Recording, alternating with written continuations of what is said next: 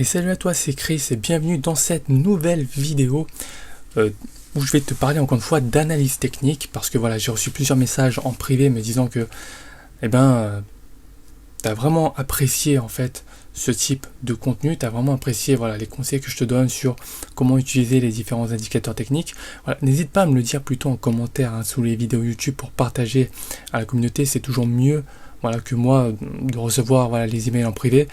C'est mieux de partager à la communauté, donc voilà, mets-moi ça sous les commentaires et je me ferai un plaisir de t'y répondre. Donc voilà, c'est toujours mieux de répondre en public. Avant de commencer, donc je vais t'inviter à me mettre un gros pouce sous la vidéo, ça va m'encourager. Et surtout, si tu souhaites vraiment développer tes connaissances et tes compétences en analyse technique et en trading, donc si tu souhaites aller toujours plus loin et apprendre toujours plus, je t'invite à t'abonner tout de suite parce que crois-moi, je publie donc très régulièrement et tu en apprendras toujours davantage.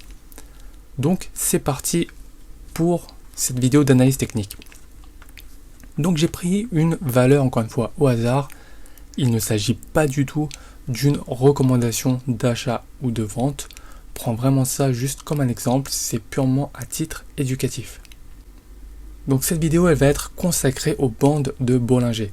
Beaucoup de personnes m'interrogent par rapport à cet indicateur technique. Certains l'adorent, d'autres la détestent. Bon, il n'y a pas c'est pas bien ou c'est pas mal. Voilà, certains aiment bien l'utiliser, d'autres moins. Voilà, peu importe. Il faut savoir que ça a son utilité. Donc, comment l'utiliser concrètement en trading sur une valeur? Voilà, par exemple, le principe tout simple des bandes de Bollinger. Donc, si tu n'as pas vu donc ma vidéo sur cet indicateur technique, je t'invite à regarder dans ma playlist. C'est dans la playlist formation gratuite où j'ai fait vraiment une vidéo sur les indicateurs techniques et je te parle dans cette vidéo des bandes de Bollinger. Donc je t'invite à revoir cette vidéo si tu veux vraiment avoir les bases sur cet indicateur là. Mais pour faire simple ici, voilà, tu as en rouge ici. Donc voilà, tu vois bien au milieu, c'est une moyenne mobile. Et tu as ici la borne haute et la borne basse. Tu vois, c'est comme une sorte d'enveloppe. La borne haute, en fait, correspond à la moyenne mobile plus un certain nombre d'écarts types. Donc voilà, 2 écarts types. Et la borne basse, moins 2 écarts types. Donc, en principe, 95% des cours devraient se situer dans ces enveloppes. Dans cette enveloppe, voilà. Donc tu vois qu'à chaque fois que les cours entrent en contact avec l'une des deux bornes, elle aura tendance à rejoindre l'autre borne. Donc voilà le principe de base d'utilisation des bandes de Bollinger. Alors maintenant en pratique, comment ça se passe? Donc voilà, ici j'ai tracé différents niveaux, donc des seuils de support et de résistance. Et tu vois que les cours évoluent. Bon, quand on recule un petit peu, on voit que c'est plutôt une tendance baissière. Voilà, c'est plutôt une tendance baissière. Et à partir d'ici, donc voilà, plutôt la mi-mars, il y a un début de retournement. Mais ça peut être une correction à court terme. En tout cas, ici, si on joue l'achat, il va falloir être extrêmement prudent et sortir très rapidement, puisque on joue une longue tendance baissière, comme tu peux le voir ici. Donc, on va analyser plusieurs périodes. Par exemple, ici. Ici, c'est très intéressant, puisque tu as vraiment 2 phases. D'accord? Donc, je vais te prendre par exemple une ligne et je vais te dire par exemple ici jusqu'ici, voilà. Donc ici par exemple tu vois que les cours évoluent et ici tu vois que les bandes se resserrent. Donc c'est clair et net. Qu'est-ce que ça veut dire? Ça veut dire que il y a une forte diminution de la volatilité. La volatilité, qu'est-ce que c'est? C'est la propension des cours à s'écarter de leur moyenne mobile. Tu vois ici que les cours sont relativement proches de leur moyenne mobile. Donc les cours sont très peu volatiles. Ici, les cours étaient encore volatiles, les bandes étaient écartées. Ensuite, les cours entrent dans une forme de consolidation qui est quand même orientée à la baisse puisque les cours continuent à baisser. Mais c'est une forme de consolidation, c'est une évolution en forme de range. Et donc, il y a une forte diminution de la volatilité, les bandes se resserrent. Qu'est-ce que ça veut dire sur un plan pratique? Ça veut tout simplement dire que quand les bandes sont serrées, les bornes sont relativement fiables. Voilà. Les bandes sont relativement fiables, c'est-à-dire que lorsque les cours entrent en contact avec la bande basse, on va plutôt privilégier l'achat. Et lorsque les cours entrent en contact avec la borne haute, on va privilégier la vente. Ces niveaux sont beaucoup plus fiables que si les cours étaient vraiment erratiques et lors de phases de forte volatilité, lors de forts mouvements, d'accord? Ici, tu le vois clairement. Contact, on va plutôt chercher la vente. Contact, ok.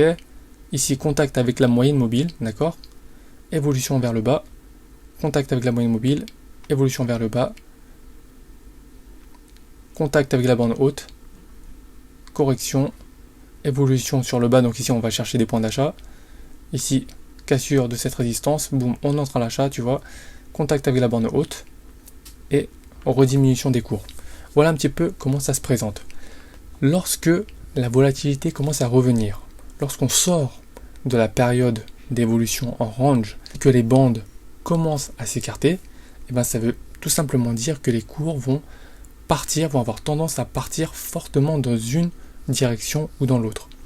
Donc on ne sait pas exactement dans quelle direction les cours vont partir, mais avec l'analyse technique, tu peux calculer la probabilité que les cours partent plutôt dans un sens que dans l'autre. D'accord ? Donc ici, par exemple, voilà, pour faire simple,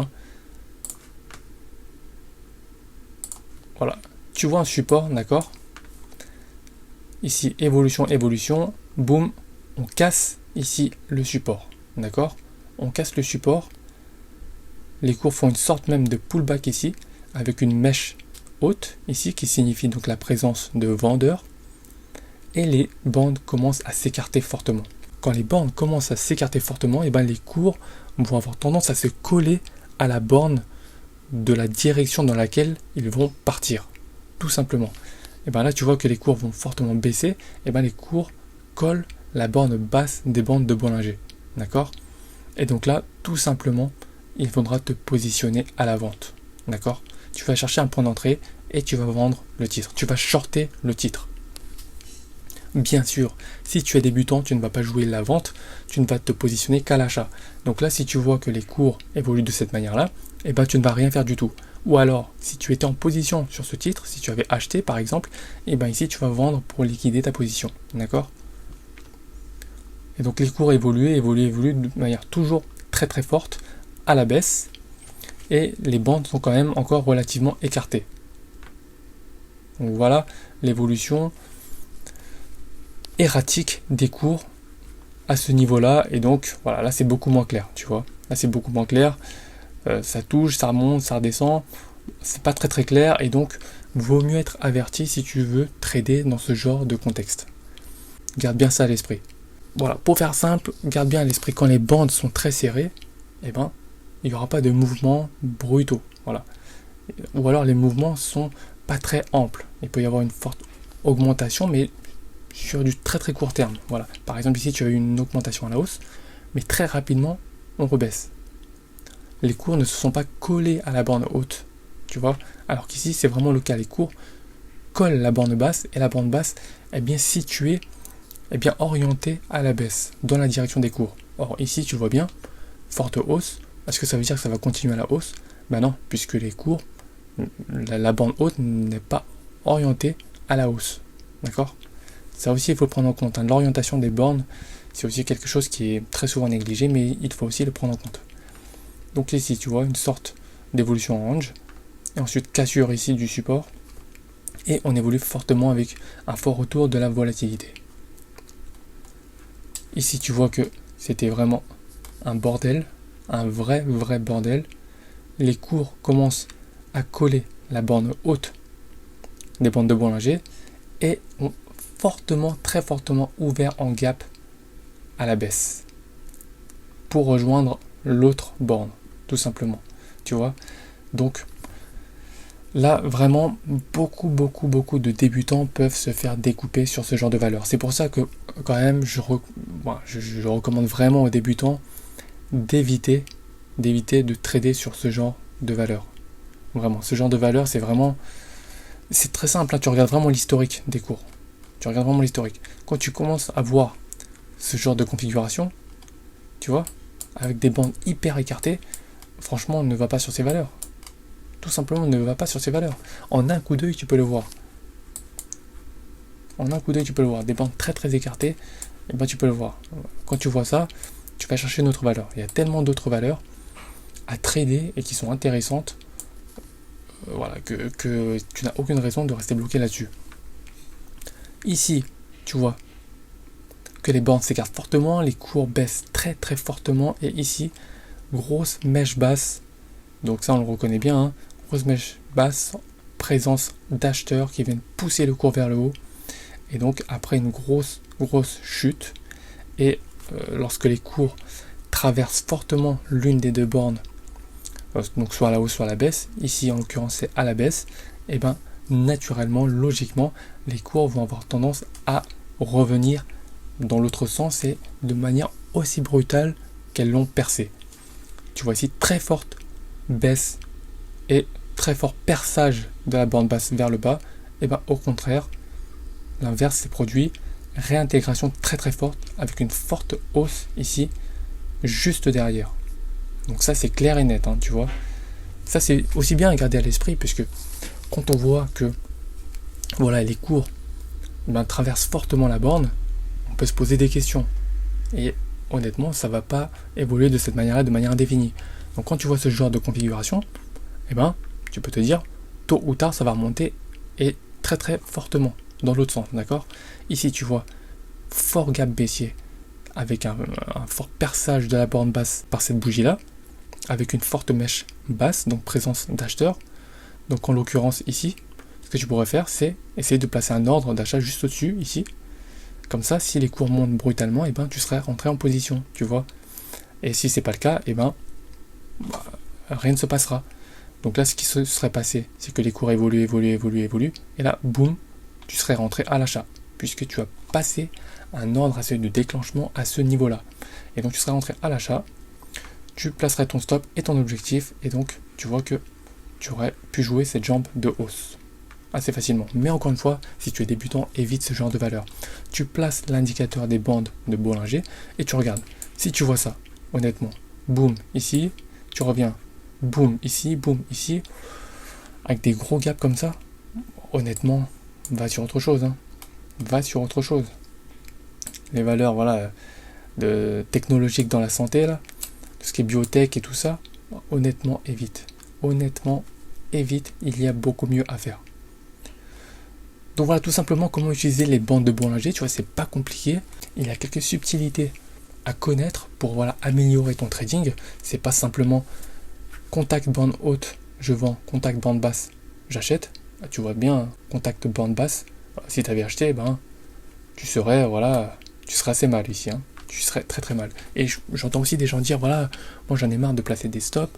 Voilà, à chaque fois je place des stops, 2 jours après les cours montaient fortement. Et oui, mais ça n'arrive pas tout le temps. Ça doit t'arriver 2, 3, 4 fois, 5 fois. Et tu serais bien content que là, si tu étais entré en position, tu serais bien content, crois-moi, d'avoir mis un stop. Parce que crois-moi, là, si tu l'avais pas mis, eh ben, tu serais là. Voilà. Tu serais en train de pleurer là, peut-être aujourd'hui, hein, tu vois. Donc, honnêtement, il faut toujours placer ton stop. Quoi qu'il arrive. Et quoi qu'on en dise, le stop peut te sauver la vie. D'accord ? Garde bien ça à l'esprit. Donc voilà, clairement, pour résumer, dans une configuration où les cours évoluent de manière assez peu volatile, avec des bandes resserrées, on peut dire que les bandes sont relativement fiables.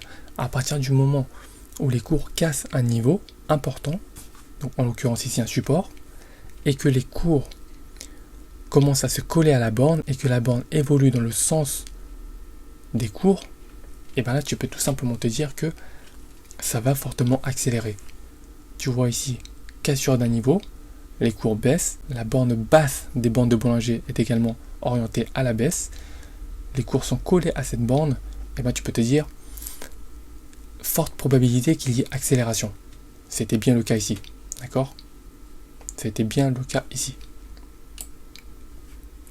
Et c'est partout pareil, tu peux regarder ça partout pareil. Ici tu avais également un niveau, d'accord ? Tu avais également un niveau là. Tac, si je te le trace. Donc ce sont des niveaux intermédiaires à chaque fois. Hein. Et donc là, les cours évoluent, ok. Boum, cassure du support, d'accord. Boum, cassure du deuxième support. Les cours colle la borne basse ici, et la borne basse est orientée à la baisse. Tu peux te dire qu'il y aura forte accélération, malgré déjà l'accélération qu'il y a eu précédemment. Hein. D'accord? Et là, qu'est-ce qui s'est passé? Eh bien oui, forte accélération à la baisse. Et souviens-toi, lorsque les cours traversent très fortement et brutalement la borne basse ou haute des bandes de Bollinger, il va très probablement, donc avec une forte probabilité, se retourner aussi brutalement dans l'autre sens. C'est ce qui s'est passé juste après. Voilà, donc ici, boum, ça traversait fortement, ça évolue, et boum, très brutalement, tu vois, aussi brutalement que la baisse, ça a remonté ici. Boum, tu vois.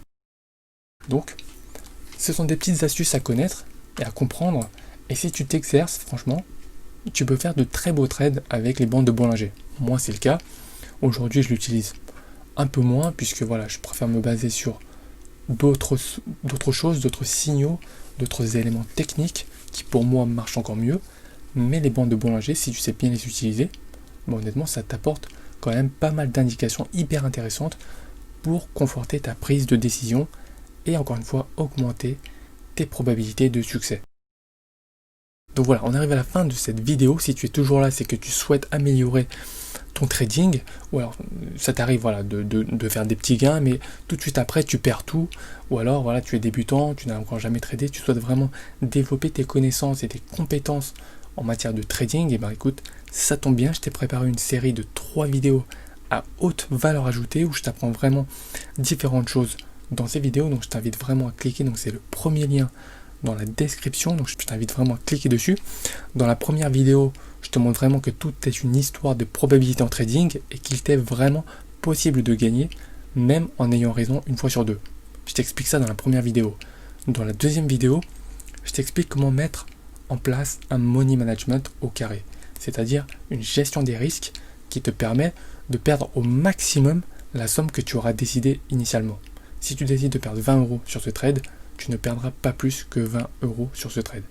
Je t'apprends exactement dans cette vidéo à calculer le nombre maximal, le nombre exact d'actions à acheter pour respecter ton risque maximal. Et enfin, dans la troisième vidéo, je te parle de mon système de trading, celui qui me permet de générer des rentabilités à 2 chiffres en pourcentage chaque mois.